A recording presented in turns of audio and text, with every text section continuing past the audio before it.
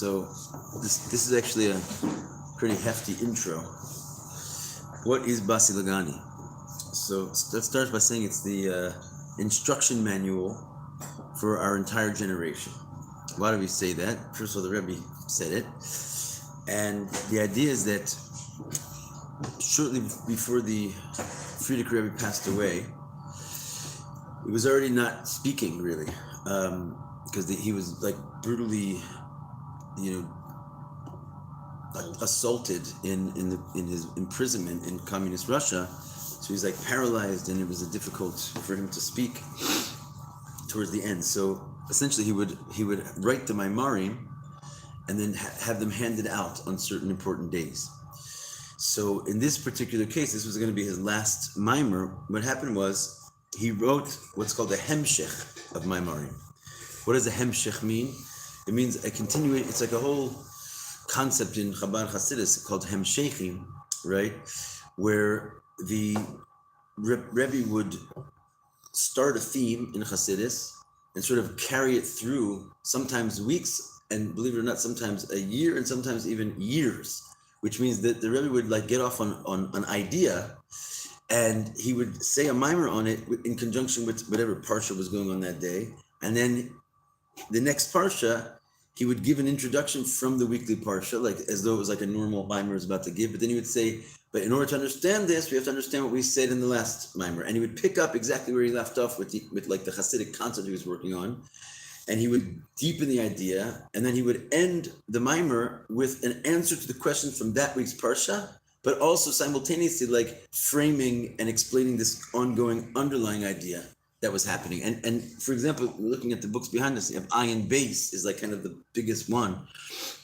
It's several thousand pages of this concept, and it spans several years, right? Like I think 5-6 years of really one continuous mimer. And the idea is that it's just framed by whatever holiday is going on, or whatever parsha it is, or whatever's happening, so forth. Like he doesn't let you down. Like he gives you a full blown like Yutes Kislev mimer, and theoretically you could read it as a one-off thing all by itself. But the reality is it's part of this humongous story, and if you read it in context, it's a completely different meaning to it. You following this? So this is a mini hemshech, what Basi L'gani. And it's kind of a big project, right? We're going to go try and do the entire thing. We may or may not finish by Yud Shvat, we'll see. But what is the story here is that the Rebbe put out 4 Maimarim, right? Each one is roughly 5 pages, I think maybe exactly five chapters. And it's really one idea, just like it's a hemshech, right? So even though it's 4 different topics about 4 different parts of the year, and 100% it's just like one continuous idea. And the truth is most people casually who learn Basi L'gani, which is like, it's pretty widely learned, they don't necessarily learn all 4 Maimarim, because the big thing is like the first mimer of the 4 is called Basi L'gani. The other ones are not really called Basi L'gani, they each have their own title. So you might not have come across these things even if you've studied Basi L'gani. There's like a continuation of Basi L'gani that goes on for 20 chapters. So the 4 different Maimarim, right? The first one was for Yud Shvat. And why Yud Shvat? Because it was the grandmother of the Frierdiker Rebbe. It's her Yurtzeit. And so we wrote it like a mimer in honor of the Yurtzeit, right? Yeah. Here you go. Have a seat, young man. Here you go. Okay, grab a tea and pass this to him. And that was the wife of the Rebbe Maharaj. Right. Okay. Oh wait, this is the backwards. Okay, the next mimer, right? So in other words, now, okay, so that was on Yud Shvat, right? Then he had prepared already the next mimer, which was going to be said. Let me just make sure I get this right here. The next mimer starts on Os Vav, this is not very well done here. Anyway, the next mimer, excuse me, what's happening? Do you have an Os Vav in yours? Maybe it's on this page. Yeah, they're backwards. Yes. Okay, so the next mimer was Yud Gimel Shvat, which is the yurts of his mother. Right, that's actually Sternasara, sorry. his grandmother is Rebbetzin Rivka, if I'm not mistaken. Yes. Right, so his grandmother is Rebbetzin Rivka, Yud Shvat. Shtrona Sarah is his mother, which is on Yud Gimel Shvat. So it was like sort of two Maimarim back to back. Then there was a Purim Maimar. Let me just double check. It's been a while since I looked at this. Where's the third one? It should be, Purim. And then Basi Nisan, which is his father's yurtzeit, right? So basically, you got one of those? So basically, he sort of, was setting up the Hasidim for that they would have Maimarim going forward. But then, sort of something happened, right? Which is that the day that he was supposed to pass out this whole packet of Maimarim for the next several months of Maimarim, he himself passed away. So the Yud Shvat Maimer that was intended to be for his grandmother, right? It wound up actually being a Maimer that was sort of dedicated to his own life, to his own yurtzeit. So it's a very rare thing that you have like a Rebbe that writes the Maimer of their own life, right? Like they write their own yurtzeit Maimer. But the truth is that at the end of each and every single one of these four Maimarim, it's like abundantly clear that the Rebbe sort of knew that this was going to be him signing off, because at each one, he speaks about like the concept of a person never knows how long they're going to live, and you have to get your affairs in order. Like he speaks about like imminent death at the end of each and every one of these Maimarim. So it became like very clear that he was actually, it's depressing. I don't know if it's depressing, but it's prophetic, right? He knew that this was his last work, basically, right? So that being said, it turns the conversation to a whole nother dimension, which is that the following year after he passed away, and even really before, leading up to his first yurtzeit, the Hasidim sort of, first of all, they were like without a Rebbe, and there was this 1 year of like confusion and sadness and mourning. And during that time, there was a tremendous push by many to ask the Rebbe to take on the mantle of leadership, and he kept denying it, as is well known. Right? He refused it. People pushing him, and the idea is that when push came to shove, he was giving them instructions because they were asking, like, what should we do for the yurtzeit? How do we like sort of celebrate it? And he gave a whole list of instructions, a famous letter that we still read every year in order to know the simple minhagim and instructions, how you're supposed to, so to speak, celebrate and commemorate Yud Shvat. And one of the things he said you're supposed to do is read the Maimer Basi L'gani, right? And he sort of like put that on the map, like this is how we prepare for the yurtzeit. We read this Maimer Basi L'gani.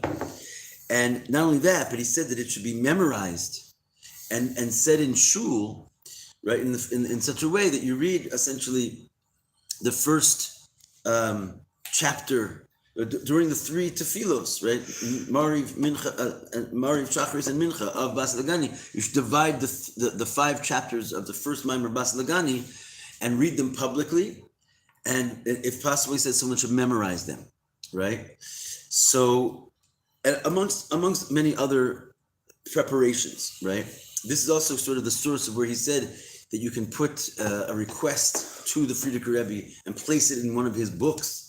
And like sort of you can put your pan in one of his sichos or one of his letters, and that's how you communicate with him. So the whole idea of Hasidim like sort of putting their requests into the Rebbe's letters, it's actually, you could see that the Rebbe was already sort of suggesting that you do that even before he became Rebbe, as a way to communicate with his Rebbe. Where does he say that? In the famous letter before the yurtzeit. We watched last night where he took all the letters. No, that's different. That was different. That was Hativ's. Secondly, and this is kind of one of the major points that I wanted to bring out. First of all, I do want to speak about memorizing the Maimer. I already have one of the Bachrim has committed to the tune of 200 shekel reward to commit to memory the first chapter of Basi L'gani. We're going to ask guys to take on a commitment of memorizing one of the first 5. You want to do one? I can do the first 2 lines. No, Really well. We've got someone. Yeah, I'm with you on that. That's special. We're going to ask people to take on 2, 3, 4, and 5. There will be a reward. We're going to say it Baal Peh on Yud Shvat. We're going to do it right. We have a Tom Chetumim Yeshiva here, and we've got hard-working Bachrim. So we'll also do it from Zoom if you want to join us. Anyway, what happened next is actually remarkable and spectacular, which is that that year the Rebbe, in fact, did agree to take the mantle of leadership. And when on the actual day of the Yortzeit on Yud Shvat itself, and how did he take on the mantle of leadership? How does a Rebbe become a Rebbe suddenly? What's the answer? He says a mimer, right? Because only a Rebbe can say a mimer.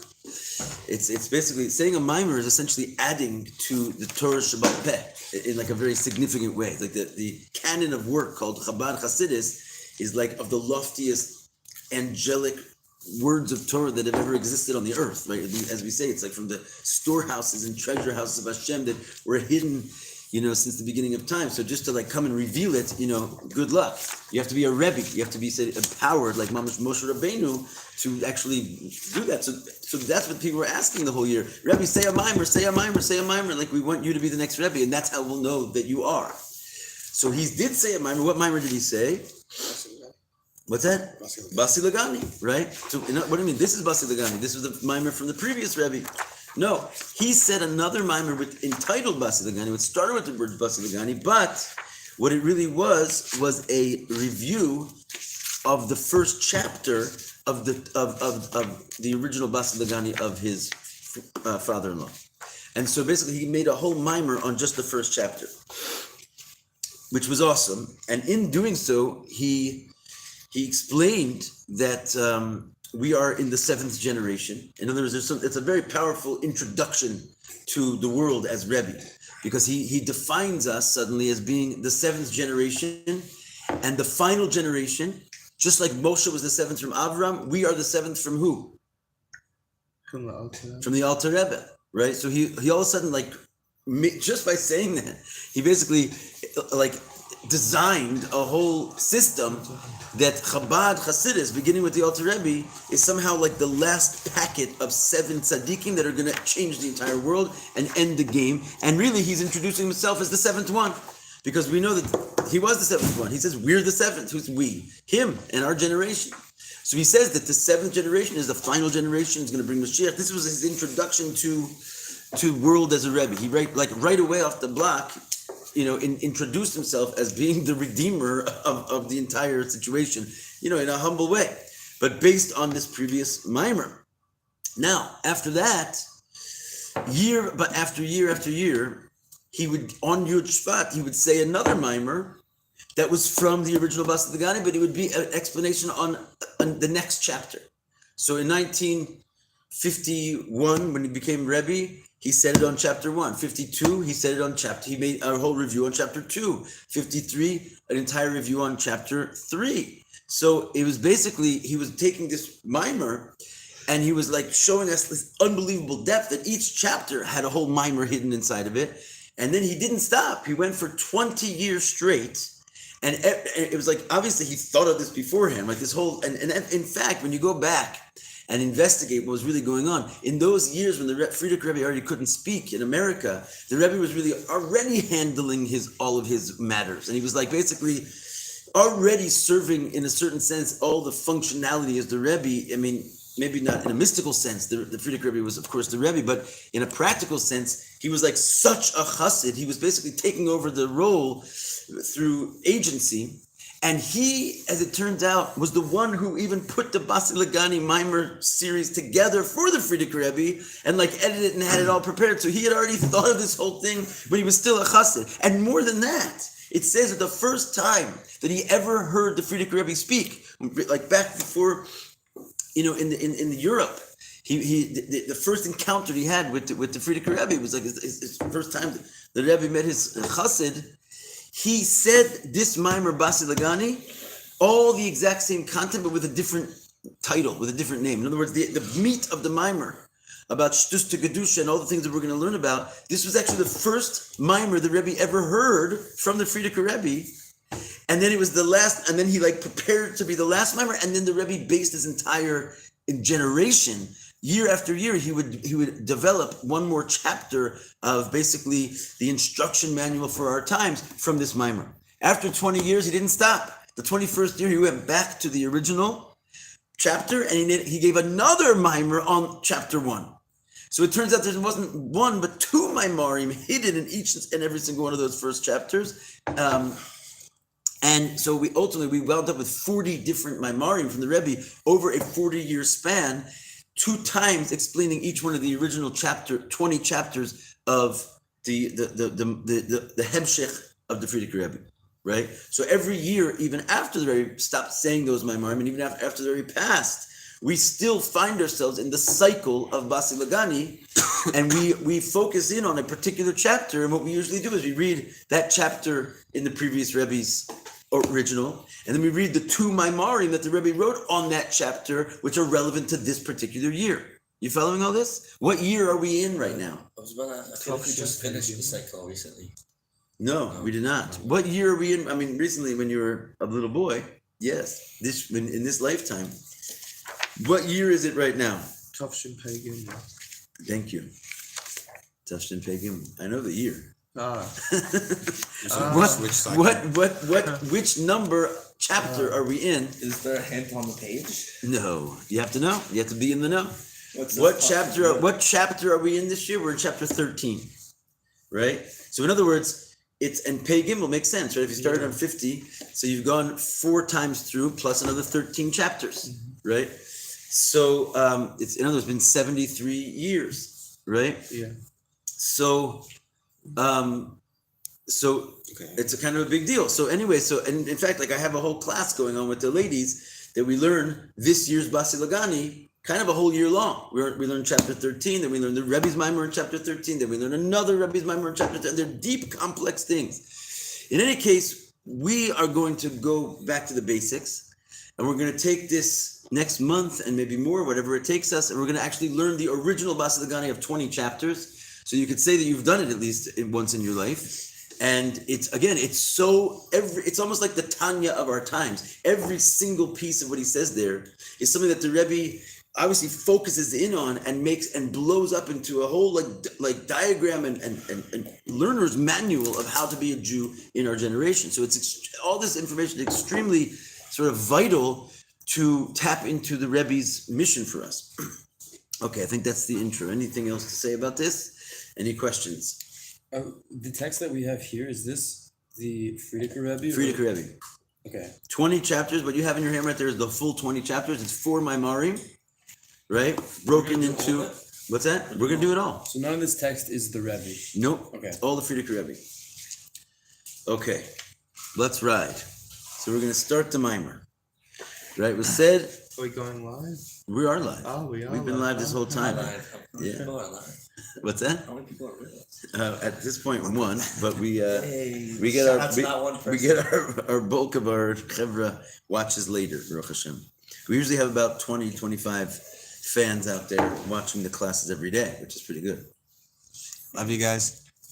Love you guys. Love you, Guy. one person. All right, or gal. There'll be more Can't later. be sure. What's that? There'll be more later. There's more. Love you, yeah. All right. In any case, here we go. We're in B'siyata D'Shemaya, right from the very top line. Shabbos Parshas Bo, Yud Shvat Tav Shin Yud, right? 1950. So, or 5750. Then he says, Yurtzeit Kvod Imoz Kenaso. It's the Yurtzeit of his grandmother, Rabbanit Hatzadkanit, Maras Rivka Nishmaso Eidin Zichrona Yagain Aleinu. So it's in after and for the honor of his grandmother's Yurtzeit, Rebbetzin Rivka. Here we go. Basi L'gani Achosi Kala. So this is a quote from Shir Hashiri, the Song of Songs by King Solomon. And it says, I came to my garden, my sister bride. Right? So essentially, what is that even talking about? Right? We'll have to see. Be'is of Midrash Rabbah, and in this, the Midrash states on the Midrash in Shir Hashirim, Bimkomo, right, in the place of the Midrash dealing with Shir Hashirim, L'gan ein ksiv kan el l'gani l'gnuni, right? So it doesn't say the word gan, right? It's saying a play on words of what the word garden means. It says, I've come to my garden, my sister, my bride, right? But it doesn't say gan, it rather says gani. And what he wants to say is the word gani is very related linguistically, at least looking, to the word gnuni in Aramaic, which means what? My God. No, gani means my garden. Gnuni is a different thing. And it means a chuppah, right? So the idea being is that what Hashem is really saying, instead of saying, I've come to my garden, it's a play on words. He's really saying, I've come to my chuppah. And that's why he says, my sister, my bride. In other words, he's like returned to his, and I guess they were talking about his sister just like as a term of endearment, right? Like he would say like, hey, sister. But the idea is that he's like returned to his chuppah, to his bride. He's like, he's come and to marry there. And then it says, L'makom shaya ikari b'techila. And then the Midrash continues to say, to the place where I originally was. Ikari, my main self, was in the beginning. And then he goes on, the ikar shechina b'tachtonim haisa, because the main shechina was in the tachtonim, in the bottom, in the lowest levels, in the earth. So let's pause for a second and understand what's happening. What's really going on here then is that Shlomo, who, don't forget, built the temple, right? He's explaining that he was a pretty big deal in his time. Something happened that hadn't really happened, is that Hashem sort of returned to the world. Now, the truth is the temple was really not the first time Hashem returned to the world. The temple was just like sort of the grand establishment of Hashem's home, but really Hashem returned to the world in the days of the building of the Mishkan, where the divine presence actually decided to dwell amongst the Jewish people in a permanent way. Now, it wasn't exactly permanent because they were traveling around until they got to the temple, but permanent in the sense that it was on earth and not sort of somewhere in the heavens. So the idea that it says, I've come to my garden, i.e. my chuppah, the place where I originally was, because the original Shekhinah was in the earth. What he's saying is that Hashem's presence was on the earth in the beginning, but we're going to see in a second, it was removed, and now Shlomo is talking about how he's come back to his chuppah. I.e., what do you do in a chuppah? You marry. He's remarried the earth like it was in the beginning. So this is kind of like discussing this great return of the Shekhinah to earth. That's what the Midrash is leading to. And what he's saying is that, let's go on, he says that even though the main Shekhinah was in the Tachtonim, which means the Shekhinah was attached to the earth in the beginning when Hashem created the world, he put his essential essence and rested it on earth, but al yedei chet eitz hadas, through the sin of the tree of knowledge of good and evil, that pushed the Shekhinah from the earth to the heavens. In other words, man basically kicked Hashem out of the chuppah, right? And the base, and it didn't get any better for a while, right? There was just a bunch of successive sins that the Torah relates. First Adam in the garden, and then Cain killed his brother, and then Enosh started to worship idols, right? And so he says it was successively pushed out from the earth to the Shekhinah, that was Adam, and then from the first heaven to the second heaven through Cain, from the second heaven to the third heaven through Enosh, right? And then etc. basically. He doesn't go through them all, but he does give us one more. He says through the sin of the generation of the flood, it was pushed up from the third to the fourth heaven, right? Marakia is Mara. Say it again. Marakia means the heaven. Rakia.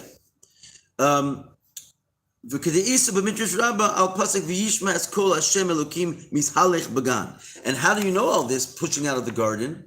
Because this is brought in the Midrash Rabbah on the pasuk in Bereshis, which says that he heard Hashem Elokim, the voice of Hashem Elokim, going in the garden. Remember, right after Adam sins, right? It says that he heard God going in the garden, he and Chava, and so they hid, right? So the idea being is that on that pasuk in the Midrash, when it says Hashem was going in the garden, Amar Rebbe Abba, right? The Rebbe Abba says, Mahalech ein kasiv kan ela mishalech, right? Because what does the pasuk say? It says he saw Hashem going, but the word for going is what's called a reflexive. It means going to yourself, like taking yourself somewhere. And so what he really heard after he sinned was not Hashem like going around the garden. He was taking himself from the garden. He wasn't going around. He was taking himself, which means we see right there that after the sin, Hashem left the garden. Which generation was it where he was the most removed? The Shekhinah was the most removed. The seventh. I know, but which one? I guess it was the generation right preceding Abraham, Terach. But there's other versions of Basi L'gani. He does bring, in other words, some of the Rebbe's, he does bring the whole thing. And we could check out the Midrash Rabbah if you want to learn the other generations. One was the door of the Haflaga, the dispersion, and the Tower of Babel. I forget there's a couple more. We can have an easy look though. In any case, so there's a proof, so to speak, that there's this concept that Hashem left the garden. Because it says right after the sin, he was found going, right? And what does it mean going? Kafitz va'azil, kafitz va'azil. It means jumping and going, jumping and going. That's what the Midrash says, which means he was out of there. So then this happened through 7 consecutive generations, and he was like really out of there. He kept going further and further and further away from his earthly home. And afterwards stood up 7 tzaddikim. And they turned the tide and started bringing the Shekhinah back down below. What does Kafitz mean? Jump. Jump. Avram zacha v'horidas Shekhinah l'mirakia zayin levav. So here we see that Avram was the first one. He succeeded in bringing down the Shekhinah from the 7th heaven to the 6th. Yitzchak mivav lahei, and Yitzchak brought it from the 6th to the 5th, etc., etc. Right there, we do know. It was in order, it was more or less, yeah. I mean, it was in order. No. I mean, it was like one after the other, because Aaron to Moshe is 7 generations. Also, but here also was 7 generations. No, but from Adam till it was 7 generations. Even though it was a long period of time. No, but people there lived was a 7 long time. generations, but they skipped some generations because there's 10 generations between Adam and Noah. 10 generations. Generational. Interesting. That's what I was asking. 10 generations out of Noah. And then Noah to Abraham is another 10. So it's like 20 generations, but it's like only 7 of those. Interesting. Good call. Yeah, it was definitely 7 generations of descent. Interesting. So it was 7 ascents, but it wasn't in 7 generations. The ascent could happen from Adam to Noah. Adam to Noah, just 4 levels. So from Noah to Avram, so it was really 20 generations of ascent. Yeah. And then 7 generations of descent. I never thought about that. That's cool. Okay, so who were the people that brought it back down? Avram, Yitzchak, Yaakov. Obviously, who was after Yaakov? Yosef. Seemingly it would be Yosef, but I think it was like in line of Levi. Of the Levi tribe. So it was really Levi, Kahas, Amram, and Amram, and then Moshe. So it was the Levium that made it happen. All right. So in any case, Ad ki Moshe, until Moshe Shu Hashvi, and he's the 7th. The Kol Hashvi and Chavivim. Right, and then of course it's added. All 7s are beloved. Why do we say all 7s are beloved? Every time you find the number 7 in the Torah, there's something special that takes place.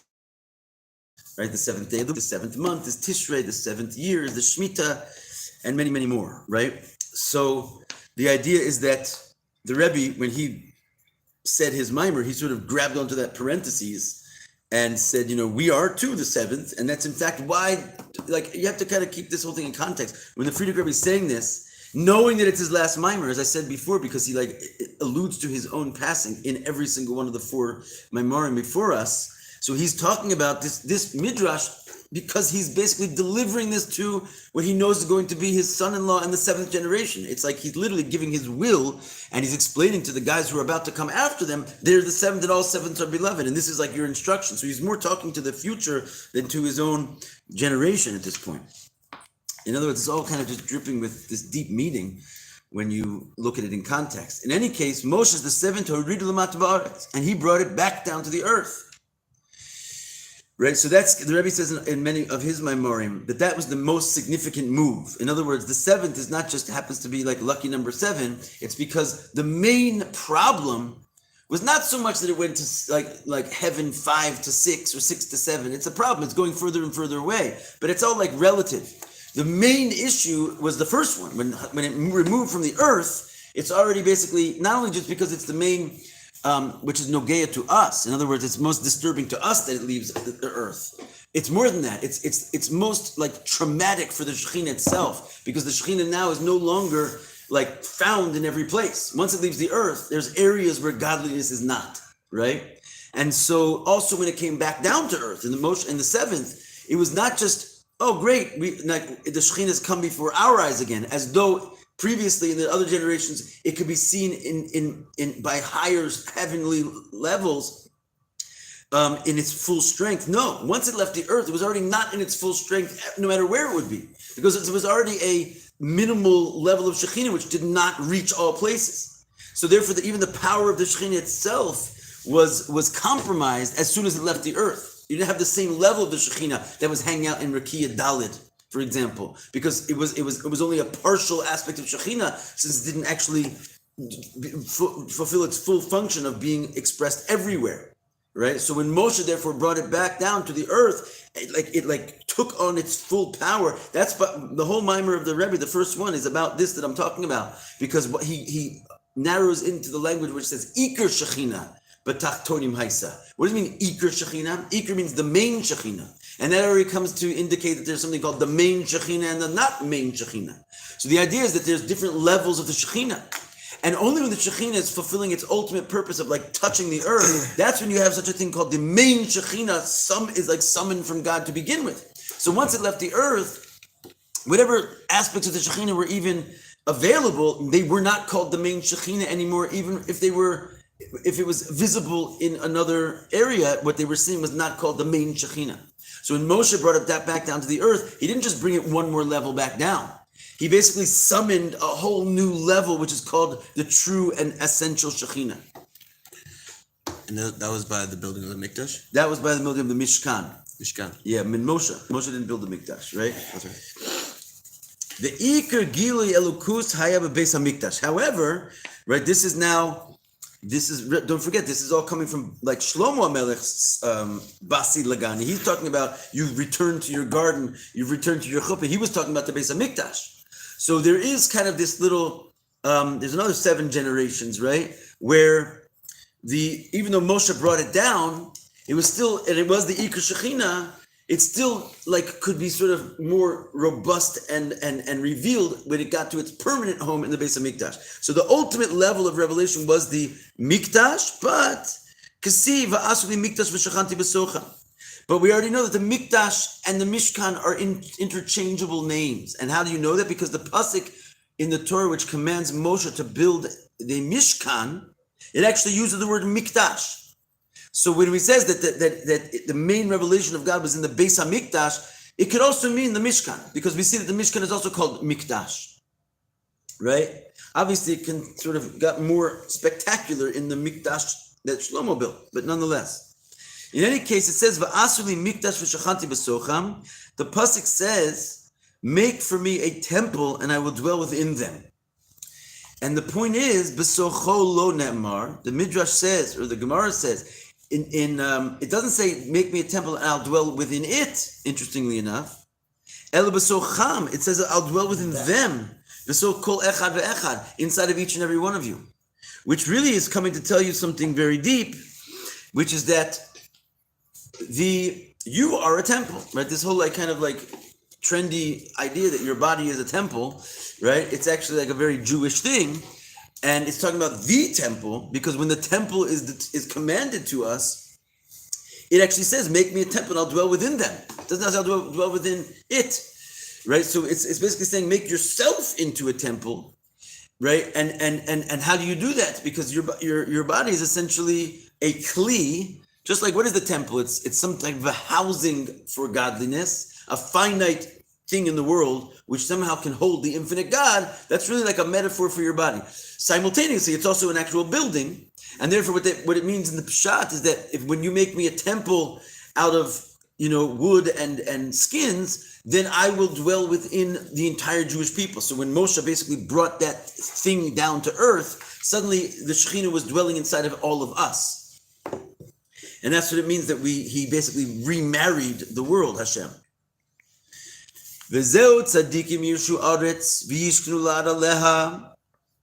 So then he goes and darshans another pasuk,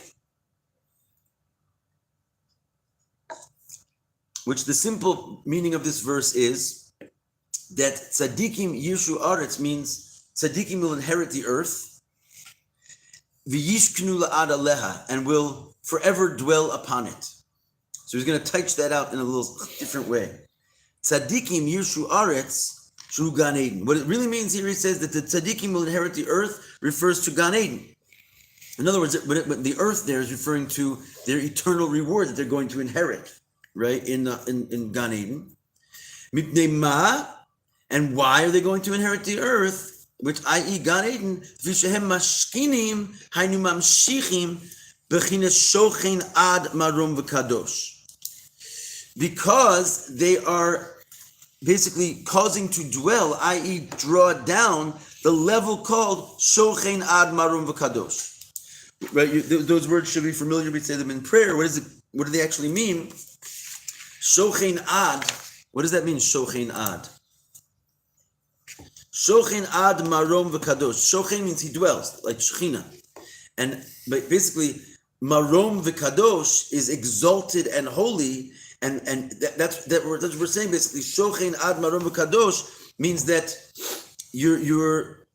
a way of understanding this is that shochen is also lashon Shechina, right? That you're drawing down this level called marom v'kadosh, this exalted and wondrous and holy level. So if you go, you have to kind of read this verse a couple times to see what he's saying. So when it says tzaddikim yishu aretz, tzaddikim will inherit. Go back to the original statement that we're darshaning, and you'll see it again. See, it says tzaddikim yishu aretz. The tzaddikim inherit, and we know that means they'll inherit Gan Eden. They get the reward. How? Why? The yishkanu la'ad aleha. Now we're going to reinterpret those words. Yishkanu means they're going to draw down, right? La'ad. What's ad? Shochen ad. It's like a reference to this thing that Hashem who dwells on high, and they're yishkanu. They're drawing down the level of ad, right, into this world. So in other words, because they were able to draw down this high level, in other words, what we're saying about Moshe, he was able to draw the Shekhinah down and into a temple and basically make a vessel for this thing called Shochin, he who dwells upon, exalted on high, which is basically beyond this world. But they're yishkanu la'ad. They're drawing down this level of ad into this earth. That's what gives them their reward. Tzaddikim yirshu aretz. That the tzaddikim will inherit the earth. If you don't understand that, I'm happy to go through that again. Basically, there's a pasuk, and we're describing, and we're touching out the pasuk in like a way which changes the meaning of the words, and is referring to other concepts. So one more time, let's just run through it. Tzadikim yishu aretz v'yishkenu la'ad aleha. Tzadikim inherit the earth, Gan Eden, and they forever dwell upon it. That's the simple meaning. But now we're going to say, what does it mean? V'yishkenu la'ad aleha. Yishkenu means how do they inherit the earth? Because they drew down Yishkenu, the level called ad, which is what we say in davening, Shochen ad marom v'kadosh. They were able to somehow take this highfalutin level and Yishkenu, draw it down, make a mishkan out of it, and that's what gives them their great reward. So in other words, the whole secret to life, basically, of the tzaddikim and gaining reward for Hashem is really drawing Hashem down to this world, making a dira b'tachtonim, making a mishkan, right? So that's what he's saying, that Moshe basically ultimately succeeded in this. Each tzaddik drew it down a little bit, right? But Moshe actually made the Mishkan on earth. And afterwards, we can all continue that process because the Mishkan is basically ourselves, right? Your body is the Mishkan. So you can bring it down. We continue that, like we just... Tzaddikim bring it down, but really what the Rebbe says elsewhere is like "V'amech kulam tzaddikim." That really there's a certain place that says in the Torah we're all called tzaddikim, because this is the job of every Jew, right? Now you couldn't necessarily do it, But it's already brought down because like it's to a certain degree, because Moshe brought down the Torah and mitzvahs. Now you can do a mitzvah, right? So yeah, Moshe brought down the ability, let's say, for another Jew to put on tefillin and actually make God be in this world. But if you don't put on your tefillin, He doesn't, so to speak, do that for you. Now, if you would have put on tefillin in the days previous to Moshe Rabbeinu, you wouldn't be doing a mitzvah because he didn't like prepare the ground to bring that level of godliness to be fused with the earth. But us doing mitzvahs, we're like building our own mishkans inside of us. 100%. In fact, your body is literally designed in the design of a mishkan. In other words, like put it like this: what is the mishkan basically, right? It's the holy of holies and the holy, right? And then you have the area called the yard, right? And then you have implements inside of each one of those things. So the holy of holy is basically where the Torah is. It's the Ark of the Covenant. And what's the Torah? He says over there, it's like you have the luchos, a Sefer Torah, which is in there, and the Ark, which holds them. It's like Keser, Chochmah, and Bina, right? So the actual Holy of Holies is your head, right? And you are a Mishkan. Then you have the place called Holy, right? What's in there? First of all, it's the place right after your head, which is obviously going to be your heart. And what do you have over there? Also, you have these three implements. You have the menorah and the showbread and the golden altar, which is basically chesed, gevurah, and tiferes, and the different aspects of so you have those three implements inside of yourself, right? Then you have, he basically explains, you have a golden table and a marble table, which are outside in the hall, and that's Netzach and Hod. Then you had this like strange golden design of grapes, which was hanging on the top, which is your Yesod, and then etc. Like in other words, you literally are, the Mishkan is basically like a picture of a human being. Yeah. And so just like these implements could be containers for godliness in the desert or in Jerusalem, we are absolutely 100% like a little miniature temple. Okay. And so when you do the mitzvahs, you are drawing Elokus into your temple. So I think a good way to explain it is because like we were saying was like that when some milk got the mikdash, it was like permanent, and like the shina is there permanently. It's not going to go away. Right. But like it doesn't really mean anything unless it was used. Like all the different tools in the Beis Mikdash was actually used. Exactly. So that's kind of what we have to do with ourselves. Like the shina is inside of us. Right. But it doesn't like we need to like activate. Right. You know, if using all the tools we have. If not, it's called like a destroyed Beis Mikdash, right? Your Beis Mikdash is in gullus. It's not functioning. Well, we should see Mashiach now. We're going to hold here. Thank you, Rabbi. Okay. Good. Yeah.